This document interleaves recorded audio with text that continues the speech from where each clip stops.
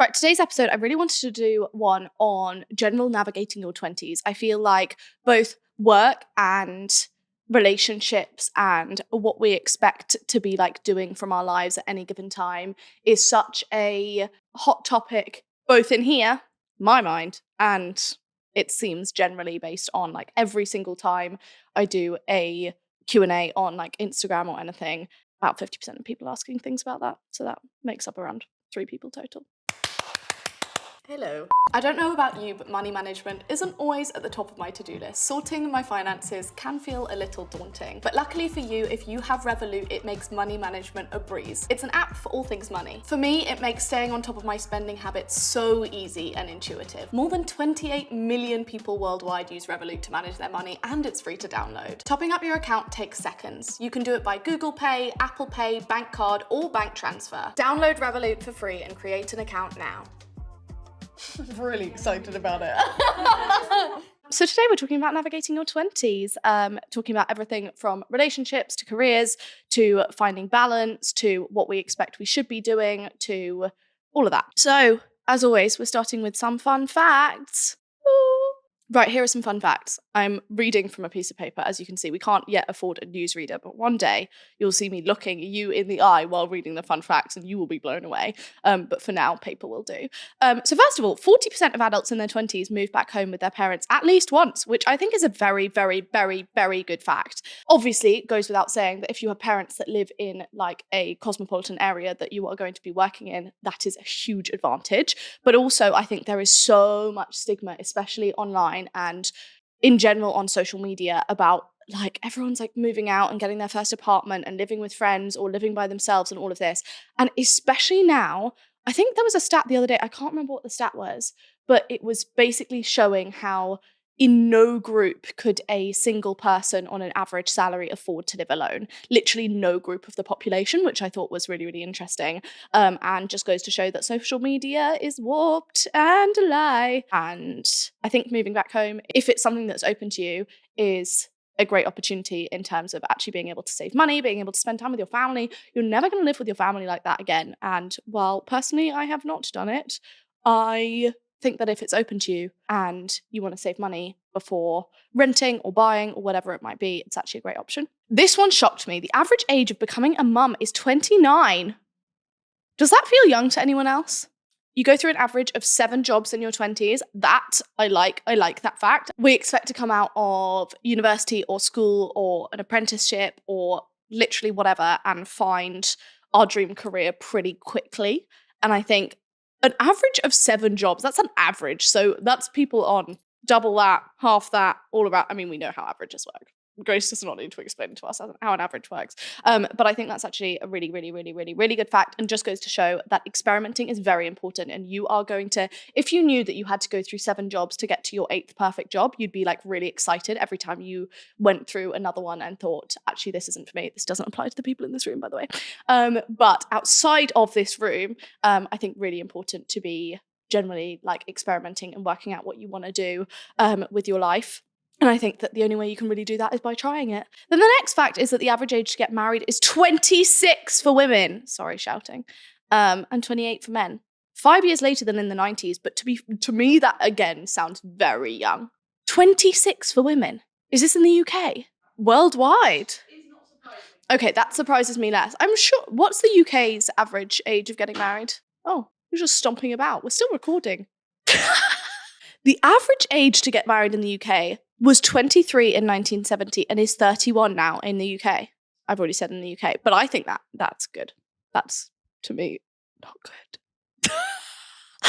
That to me is far more realistic. 26 for women on here. That is wild. I think with the rise of everyone talking about their work and life and literally everything in between on social media, there is this kind of expectation that you have to have things figured out when you're in your 20s, which seems insane, seems like crazy. Like if you're going to be working for 40, 45 years from when you turn 20, why on earth would you be expected to like figure things out at that age? Same with relationships, same with friends, same with all of these different things.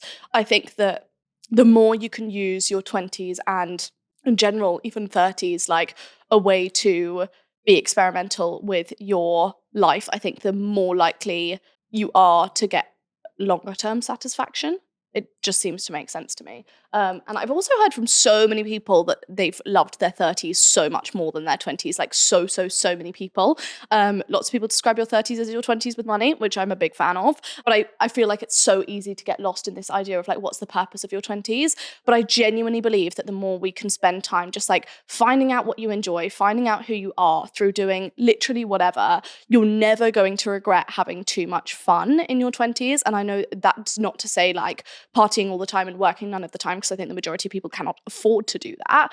But genuinely, I think a lot of us take it almost too seriously, and it's amazing as a tool to be able to literally experiment in all areas of your life, to be able to work out really who you are. I think I definitely made the mistake of like assuming that I knew who I was at like 18, especially because my quote unquote career had already started. And so at that point, I think I thought, well, this is me and this is what I'm doing and this is what I'm good at and this is what I enjoy. Whereas actually I knew a fraction of myself because my frontal lobe wasn't even developed until I was 25. Right, first dilemma, relationships in your 20s. I would love to hear your thoughts on relationships in your 20s. Time pressures, constantly being asked when you're getting a boyfriend or when you and your boyfriend are getting married / having kids, how to deal with not knowing the answers to any questions. First of all, that is their problem, not your problem. That is a personal problem for people imposing their like rules of what you should be doing, or sometimes even just making conversation. Like if you're talking to someone who's in a relationship and being like, oh, is marriage on the cards or whatever? But it is fucking annoying. But I think realistically, the best thing you can always do is just kind of put the blinkers up. Is it blinkers? Blinkers. I think putting the blinkers up in terms of people imposing their views of what they want for you or what they want for themselves on you. And I think I'm such a sheep. Stay with me.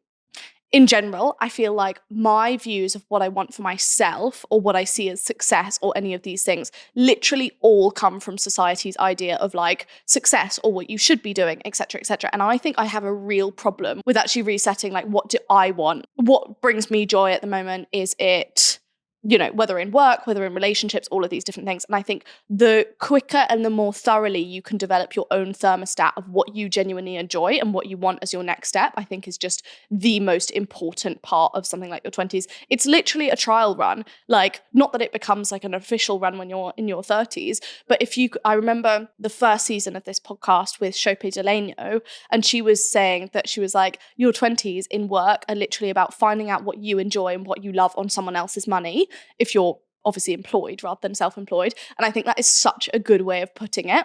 I think that people are always going to impose their kind of views on you and your, you know, their time pressures for you, their time pressures for your relationship, their time pressures for your job. As much as you can use it as something where you just are thinking about like, what do I genuinely want? And you're not always going to know that either. I'm the type of person who wants to plan everything, but realistically, I cannot plan trajectories. I can plan what type of direction I want to go in, and then I can accept like what life throws in my direction. Right, so I'm well aware of the fact that I just ignored your question entirely and went only on what I wanted to say, but that's unfortunately A, how my brain works, and B, it's just what I do. I'm working on it. But generally, I think the answer out of all of that, if you extract any value out of that, is just about ignoring other people's trajectories, finding your own ideal trajectory and staying very open to that trajectory changing at any point that you want it to. So you might think, you know, when you're in your early 20s, you might think that you would want to be like thinking about having kids in your late 20s. And by the time you get to your late 20s, you're like, absolutely the fuck not, which has happened to so many people I know.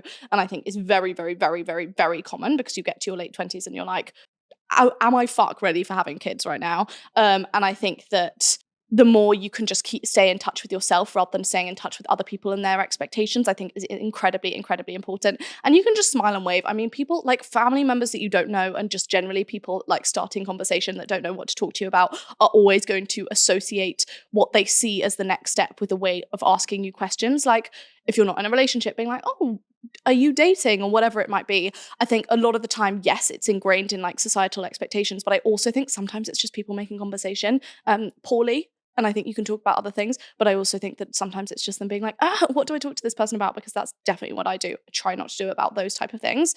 Like in general being like, oh, when are you having kids? Like, I would never say that. I'd more be like, do you want kids in the future? Or like whatever it might be. But I think a lot of the time it's literally just harmless small talk. And undoubtedly it needs to change based on what we expect from people at any given time. But I think a lot of the time, as long as you only care about the opinions of the people that matter to you, and yourself and what you actually want, you'll always be clear that other people are just noise.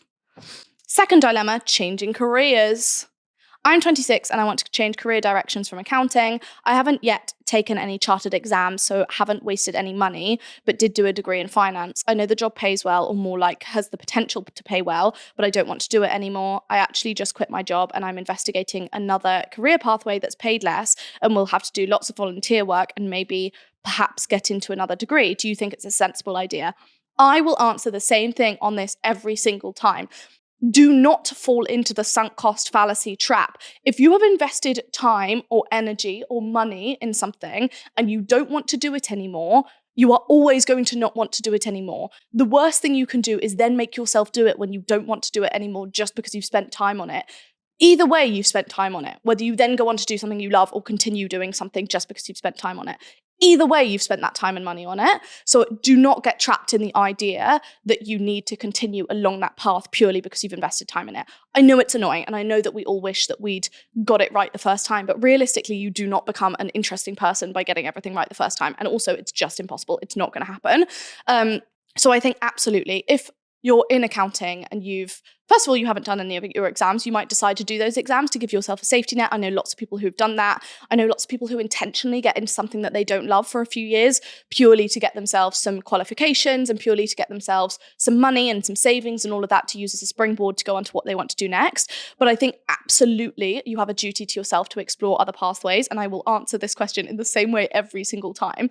If you think that you might want to change something about your life and the only thing holding you back is the fact that you haven't changed it so far, or the fact that you have done whatever before, you are always going to hold yourself back. When I finished university, for example, I literally had a career on YouTube. It was what was very much kind of considered to be what I was going to do next. And I literally deleted all my videos and moved on. I'd invested so much time, money. I uploaded 3 times a week at 5 p.m.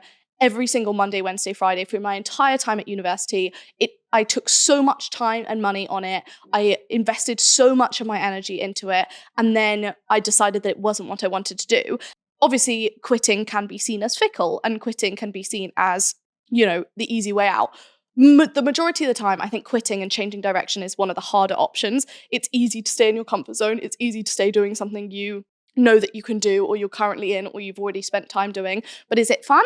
No. Is it what you want to be doing? No. You have a lot of years of life, hopefully, and spending that time doing something that you don't love because you've already done it seems like a silly idea if you really think about it. If you really have a word with yourself, it seems like a terrible idea. But that was literally the position I was in after university, and I just kept coming back to the point that I was like, but I've spent so much time on it, but I've spent so much energy on it, but I've really built up a platform, but I've really like blah, blah, blah, blah, blah. Sure, but that's always going to be the case whether you continue with it or not. And now, however many years later, literally like 4 years later now, fucking hell, I feel so much happier about the place that I'm in. Feel so much happier about my kind of trajectory and what I want to do with my life. And that was purely based off the fact that I was able to kind of be like, sure, I've invested time and energy, but I'm always going to have invested time and energy. I might as well go on to something I love. So yes, I think it's a sensible idea. I think that it might be more sensible to make sure you have a safety net, whether that's savings, whether that's doing your exams. I'm not just saying doing that. I know that's expensive too. Whether that's, getting a job on the side while you jump into something else, whatever it might be. I believe very strongly in creating yourself a safety net, but I do not think you need to. It's not a sensible idea because accounting is a sensible job. The only sensible job for you is the job that you're going to enjoy, and the job that, of course, you can make a living from. But I think that there's many, many options for that. And just the fact that you've done it for a few years is not good enough. Neither do not accept. Dilemma number 3, finding balance in your 20s. I'm 23 and I feel like I'm growing up too fast. On one hand, I strive to succeed, but on the other hand, it feels like going on a roller coaster without brakes. The LinkedIn expectations and pressure on young people to succeed are not making things easier, but make me question my path and goals. How should you find balance, and how do you know what you truly want versus what you think you should want/do? my brain has just failed, but I get what you mean. And I think that the idea of like the LinkedIn expectations and all of this is so true. And again, it's kind of like a combination of my previous two answers. Fuck everything else other than what you want to do. And I don't think that that means like don't listen to other people. Other people who have been through the experience that you're going through now are always going to be so helpful in determining what direction you're going in. But I think that, you know, I will be the first to say, like, I grew up way too fast. I was so determined to show people that, like, I could be taken seriously in the industry and that I could be, you know, that I was really in my career, even though I was just at uni and like all of these things. You have so much time to grow up. I genuinely believe all you should be doing in your 20s, and I'm still in my kind of mid-20s, is working out what you enjoy, what you don't enjoy, what fulfills you on the everyday, what makes you happy, what makes you feel like you're a person that you can be proud of, what feels authentic to you. That's all you should be doing, and moving at the speed that's associated with that.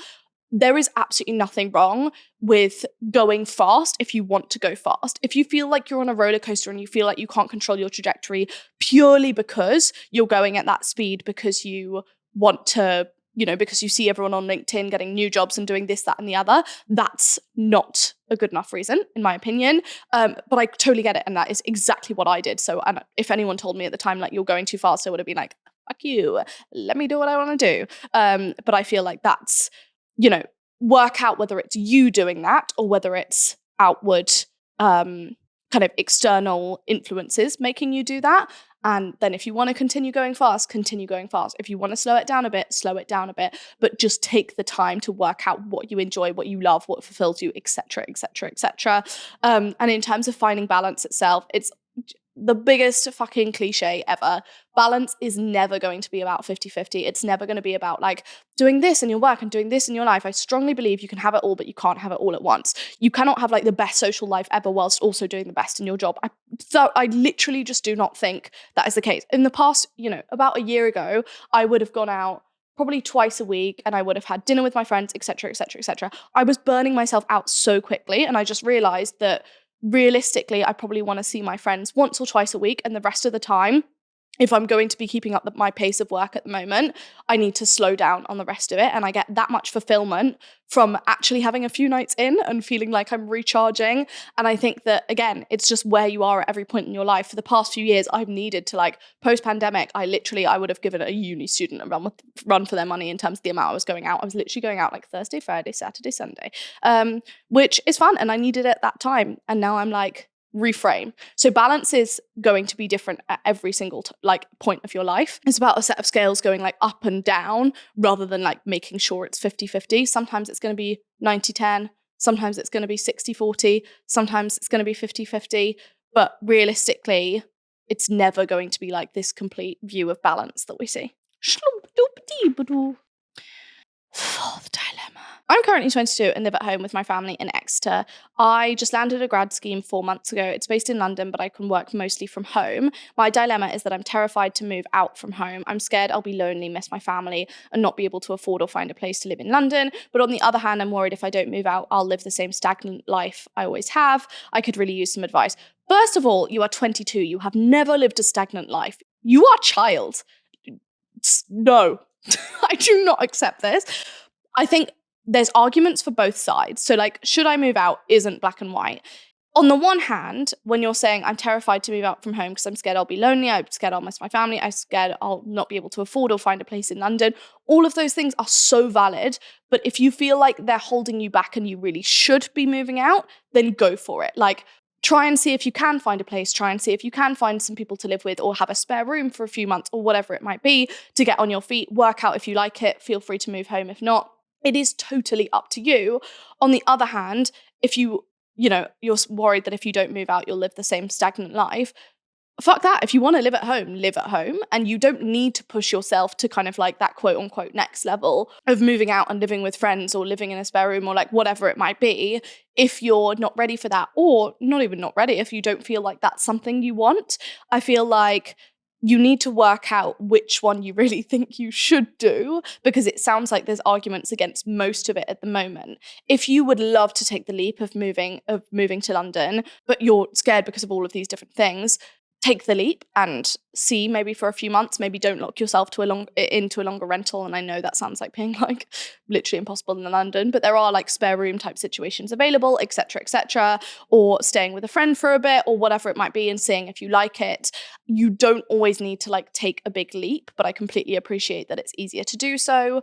I do think that things like grad schemes are an amazing way to meet people in the same situation and move to London, and like you're going to be in the same boat. You're all going to be meeting new people. You're all going to be in a different city and trying to like find out your life. And I think that can be a really valuable experience. So if there's an inkling that you might want to enjoy that, but you're just scared, then I would say try it. I think generally it's really hard for me to work out from this one, like which one you really should do and which one you're more like scared of. But don't be worried about living a stagnant life. If you want to be living at home or in your hometown or whatever it might be, London, like everything else, there are so many different types of experience you can have. It's not like one amazing experience that you're just like missing out on. But second of all, it could be an amazing time for you to just try it for a year or try it for a few months and see if you love living in a city, see if you love meeting people, see if you love the job there, all of these different things. But it is totally up to you. It sounds like an amazing, flexible situation. What a blessing to be able to like make that decision. It kind of totally depends, but it sounds like you should maybe like try and then see and just give it a go and meet some amazing people, push yourself outside of your comfort zone, and then fuck it. If you hate it, undo it. Everything's resolvable. Last dilemma is time pressured. Time pressured? I mean, it is, but it's about time pressure. Being told you have to know what you're doing with your life and having everything nailed, but also that you need to enjoy your youth and make the most out of everything. Just would love your thoughts on how to deal with all that pressure. Totally understand, like could not understand that more. There's so many people being like, oh, just live your life and enjoy, and your 20s are for like having fun and blah, blah, blah. But then they're also like, if you miss out on your experience in your 20s, you're never going to be able to get a job, blah, blah, blah, blah, blah. Both of those things are wrong. And I think that in different industries, it's going to be wrong. In different experiences, it's going to be wrong. So many people who you'll admire started what they do now far later. So many people who do what you admire started too young and then realized that they actually didn't enjoy it and couldn't get out of something for ages or whatever it might be. Realistically, there is no right answer. It is all based on what you think you need. So if you're the type of person who feels like they don't have a lot of life experience, you feel like you haven't like moved places or met new people or any of those things, and that's something you'd really want to do, concentrate on that. If you're the type of person who feels like you're really good at that, but actually not very good at like concentrating on one job and really going down one path and trying to make it in that direction, then try and do more of that. There is literally no right answer. I feel like we have to get good at ignoring external pressure. And I know that's so much easier said than done. Trust me, I know I believe that very strongly. I'm the first person to give in to external pressure or see it as like a challenge. But I think that realistically, the only way you're going to be able to nail this is by doing what you want and working out what you want more of. So if that's more going out and meeting people and pushing yourself outside of your comfort zone in that way, great. If that's more head down, working, doing more networking, doing more things, just kind of like running around, meeting people in the industry, blah, blah, blah, because you feel like you want to concentrate on that side, great. There's always going to be pressure on the other side, whichever one you're not doing more of. So fuck it, ignore it. It's always going to be there. I promise you, throughout your entire life. She says at 26 as if she's like 80. But I generally just feel like it is. So the best thing you can always do is use your own like inner thermostat instead. And it's not always going to be the same thing. Probably you're going to spend a lot of time investing into work and then be like, I've actually just forfeited my whole social life. Or you're going to spend too much time just thinking about going out all the time and realizing that you're actually not kind of progressing in work, and that would get you some fulfillment now where your social life has been most important in the past. It's going to fluctuate. It's a roller coaster. It's a set of scales. It's whatever you want it to be, but it's always going to be a fucking nightmare. So you might as well enjoy it. Right, I'm coming in with some reassuring fun facts because I feel like when we talk about 20s, it always feels like we're doing one thing wrong, whether it's like the play or the work or whatever. We're always not doing enough of something. So fuck you guys. Anyway, a YouGov poll finds that 24% of people do believe that your 20s represent the best years of their lives, but roughly an equal amount, 23%, believe that their 30s are actually the best years. So I feel like that just goes to say that it is totally dependent on you, totally dependent on which path you choose at any given time. You can make any of your years the best years of your life, totally depends how you spend them, and ignore people. 1/3 of people in their 20s move to a new residence every year. Important. I think we see a lot again of like, I've bought a house, I've got a flat, I'm living in this place for like 17 years. It's just not realistic. Sorry, bye. Another important fact, your weight will probably go up a little bit every year, and that is totally normal. Weight normally continues to increase annually in your 20s, mostly due to an increase in body fat compared to teen years. Again, important, I think a lot of ourselves we learn during our teenage years, and we come into our 20s thinking like we know a lot about ourselves or know a lot about like who we are, what we look like, etc., and that we're only growing through that time, like just after we've gone through puberty, and that is just not true at all. And I think that so many people then get thrown off in their 20s by feeling like they're still kind of changing in many different ways, whether it's that way, other ways, like visually, internally, whatever it might be. And I think it's very important to know that that is very normal, just as it's normal to be changing that way in school. Dr. Boyle says that in your 20s, you'll start having a surge in estrogen and progesterone around your menstrual cycle, which could cause acne. Also important, also another thing I think we expect only happens in our teenage years, which is a complete fucking lie. So that concludes your lecture on your 20s. In conclusion, fuck everyone else. Not literally, unless that is your hobby of choice in your 20s, also fine. You're always going to feel like you're wrong, whether you're using your 20s to have fun, whether you're using your 20s to work, whether you're using your 20s to feel terrified about reaching your 30s, whether you're using your 30s thinking, oh, I wish I did this in my 20s. You're always going to be wrong, I think, is the conclusion. So you might as well enjoy it. And that doesn't just mean like partying all the time, although it can mean a lot of that. I think the majority of people can't party all the time and not work and actually afford it.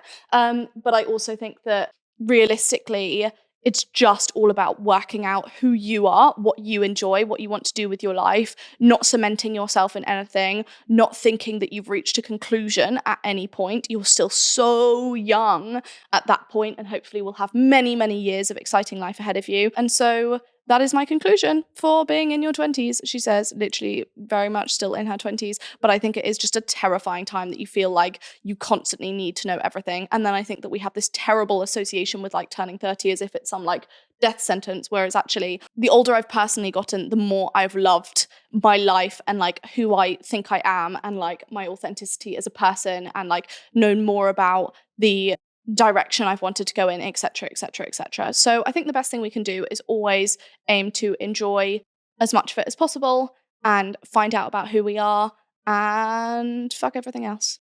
Goodbye.